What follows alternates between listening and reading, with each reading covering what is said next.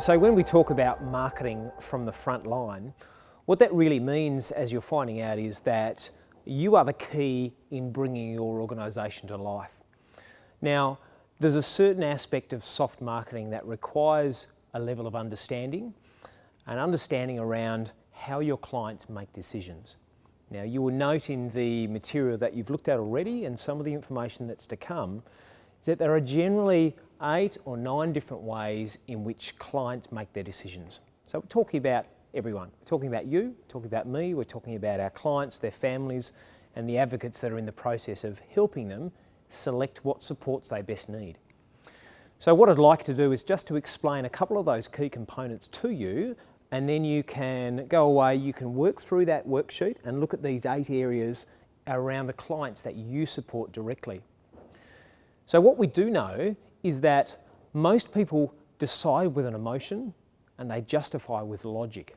So an emotion is the reason why people decide to use a service, such as yours or someone else's. And an emotion is one of those things that is brought to life, as you'll see in your little worksheet there, through things like expectations and values. A client will come to you with a particular need. They'll have a need for a solution that you provide as an organisation. But the solution is always the thing that comes after the decision they've made. The decision is generally made based on expectations, emotions, and values associated with how you deliver what you do. That's where soft marketing comes to life. It's less about what you do, and it's more about how you do it and why you do it that way. So when you look at the 8 filters, you'll see that there are a number of components there that will influence why someone makes a decision to use your service. And you'll also see that most of those things are influenced by the manner in which you go about providing that service. When you're considering the clients that you work with, both now and in the future, what I'd like you to do is to consider the things that they expect when they come to you. What are the expectations they have? What are the expectations the family members that come with them have in relation to what that experience is going to be like? What are they feeling at that time? Are they going to be overwhelmed? Are they going to be apprehensive? Are they going to be cautious? They're possibly going to be fearful about what this whole process is going to involve. They might be unsure about what the NDIS means. They might be unsure about whether you are the right person to deliver the supports that they need. Those things are going to be in their minds before they even have an interaction with you. Those things are going to influence what things they're going to ask, and they're going to influence the perception that they have in relation to how you deliver that. So knowing what these things are prior to actually having that interaction is very useful. So what I'll encourage you to do is to think about in more detail via downloading the worksheet on this page. Consider what those things are for the clients that you work with. One of the filters that you'll notice there is the use of story.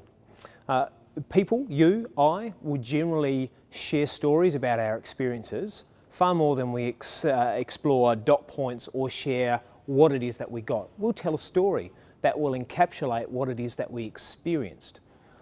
What I'd encourage you to do is to have a look at the photo on screen at the moment. You'll see an image of Sam and his mum. I'd like you to think about the emotion that you see on their face. What is it that they're feeling? What have they experienced, and how do they bring that in their facial expressions? Essentially, what you'll instinctively know is that they're feeling proud. They're feeling proud of what it is that they've just experienced.